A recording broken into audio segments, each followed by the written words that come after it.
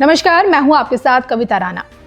12 सालों के इंतजार के बाद देखिए अब जब संगम नगरी प्रयागराज में महाकुंभ का श्री गणेश होने जा रहा है तो इसकी भव्यता अभी से 7वें आसमान पर है। एक बार फिर अघोरी सन्यासियों का मेला सज चुका है।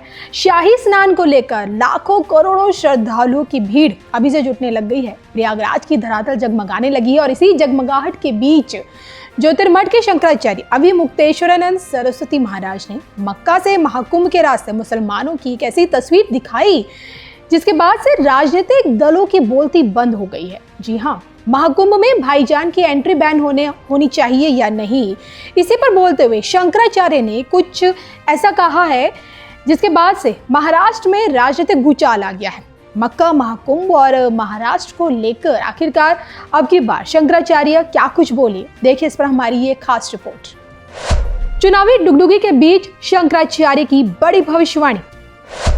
मक्का से महाकुंभ के रास्ते दिखाया सच का आईना। महाराष्ट्र में अब की बार मोदी करेंगे किसका राज तिलक, देखे सिर्फ धर्म ज्ञान पर।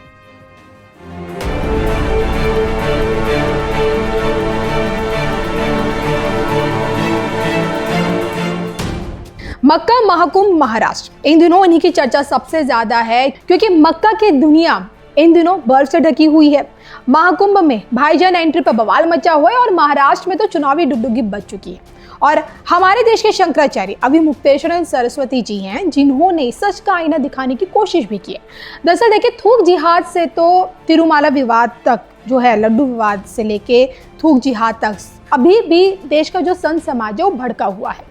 आरंभ तो ये भी है कि ना सिर्फ कथावाचक बल्कि सन्यासियों का अखाड़े भी इस बात का दावा कर रहे हैं और इस बात की मांग भी कर रहे हैं कि भाई महाकुंभ में मुस्लिमों की जो एंट्री है वो बैन होनी चाहिए।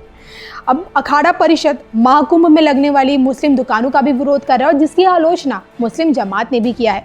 उनका ये कहना है कि कुछ मुस्लिमों के चलते देश के 17 करोड़ मुसलमानों को बदनाम नहीं किया जा सकता है और कुछ देश विरोधी ताकतें भारत के मुसलमान को आर्थिक तौर पर कमजोर कर रही है और उसका षड्यंत्र रच रही है और इस्लाम में ऐसी कोई चीज़ नहीं बताई गई है जिससे दूसरे धर्म को अपवित्र किया जाए। हालांकि देखिए, अखाड़ा परिषद की मांग को संत समाज ठीक भी बता रहा है। और अब जो कि आस्था के महाकुंभ में देखिए मजहबी तड़का तो लग चुका है और सत्ताधारी मोदी सरकार से लेकर जो विपक्ष पार्टियां हैं उन्होंने भी इस पूरे विवाद पर अपनी राजनीतिक रोटियां सेकनी शुरू कर दी हैं। लेकिन इन सब के बीच शंकराचार्य अभिमुक्तेश्वरानंद सरस्वती ने भाईजान विवाद पर एक बड़ा बयान दिया है। बाकायदा मक्का का उदाहरण देते हुए ये बताने की कोशिश की कि जब दूसरे धर्म के लोग हिंदुओं को उनके तीर्थों पर कदम रखने तक नहीं देते हैं तो क्या उनकी एंट्री पर बैन लगाना लाजमी है। तो अभिमुक्तेश्वर सरस्वती ने ये कहा है, मुसलमानों का सबसे बड़ा तीर्थ स्थल मक्का शरीफ, जहां 40 किलोमीटर पहले गैर मुसलमानों को रोक दिया जाता है और इसलिए कुंभ में मुसलमानों का कोई कार्य नहीं और वैसे भी मुसलमानों ने कोई मांग भी नहीं की। राजनीतिक दलों की ओर से माहौल बनाने का काम किया गया। तो शंकराचार्य के इसी बयान के वैसे तो देखिए कई मायने निकाले जा रहे हैं, लेकिन जो बात हमें समझ में ये आई कि भाई महाकुंभ में भाईजान की एंट्री बैन पर देश के मुसलमान उतनी ज़्यादा तो आपत्ति जाहिर नहीं करे जितनी ज़्यादा बेचैनी इस वक्त राजनीतिक पार्टियों में है, यानी कि इस मामले को बेवजह तूल भी दिया जा रहा है। हालांकि महाराष्ट्र चुनाव को लेकर भी शंकराचार्य ने अपने दिल की बात कही है। जी हाँ, ये सभी जानते हैं कि भाई अपने गौध्वज यात्रा के दौरान जब शंकराचार्य खासकर महाराष्ट्र पहुंचे तब शिंदे सरकार ने गौ को राजमाता का दर्जा दिया, यानी कि जिस कार्य को अब तक किसी भी राज्य का कोई मुख्यमंत्री अब तक नहीं कर पाया उसे पलक झपकते ही शिंदे ने कर दिखाया और एक सच्चे सनातनी का सबूत भी उन्होंने दिया। तो महाराष्ट्र को गौ हत्या मुक्त बनाने का उन्होंने ऐलान किया और जिसको लेकर शंकराचार्य स्वामी अभिमुक्तेश्वरानंद सरस्वती ये कहने से खुद को नहीं रोक पाए कि भाई वो चाहते हैं कि उनकी सरकार रिपीट हो, यानी कि महाराष्ट्र में फिर से शिंदे की सरकार बने। यही शंकराचार्य देखना चाहते हैं और जाहिर सी बात है कि जब शिंदे की सरकार सत्ता में फिर से लौटेगी तो मुख्यमंत्री का चेहरा उन्हीं में देखा जाएगा। हालांकि देखिए, आप इसे भी इनकार नहीं कर सकते कि भाई सीएम रेस में देवेंद्र फडणवीस के साथ साथ अजीत पवार भी शामिल हैं और अब जब शंकराचार्य ने शिंदे के फिर से सीएम बनने की एक सांकेतिक भविष्यवाणी की है तो ऐसे में क्या पीएम मोदी महाराष्ट्र में शिंदे का ही राज तिलक करेंगे। अब की बार देखिए महाराष्ट्र की पिक्चर में कौन फिट बैठता है, महाराष्ट्र का अगला मुख्यमंत्री कौन होगा, इस पर आप क्या सोचते हैं? आपकी सांकेतिक भविष्यवाणी क्या कहती है? कमेंट करके बताइएगा जरूर। चुनाव के समय पार्टियां अपने कामकाज का हिसाब देकर जनता के बीच जाती है।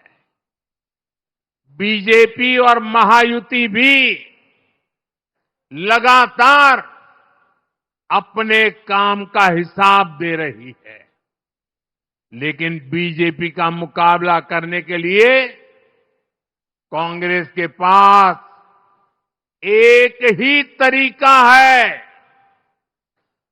कांग्रेस उसके साथियों की झूठ की दुकान, यही दुकान इन दिनों कांग्रेस और उसके चेलों ने महाराष्ट्र में लगाई है। कांग्रेस ने कर्नाटका, तेलंगाना और हिमाचल में भी यही झूठ की दुकान सजाई थी, और वहां क्या हाल हुआ? चुनाव खत्म हुए, दुकान का शटर गिर गया। वादे पूरा करना तो दूर, कांग्रेस शासित राज्यों में हाल ये है कि सरकार चलाने के पैसे इनके पास नहीं है, तनख्वाह देने के पैसे नहीं है। खर्चों के लिए और अपनी जेबें भरने के लिए जनता पर टैक्स बढ़ाया जा रहा है, जनता से वसूली हो रही है। जनता भी इनकी असलियत जान गई है।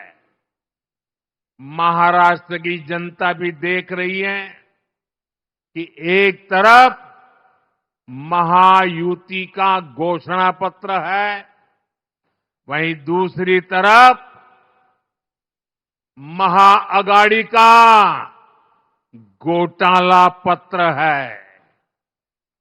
क्योंकि ये पक्का है, जहां कांग्रेस और उसके साथी होंगे वहां घोटाला होगा ही होगा। ये लोग ऐसी योजनाओं की घोषणा करते हैं जिसमें से ज्यादा भ्रष्टाचार हो सके। आप महाराष्ट्र में इन लोगों को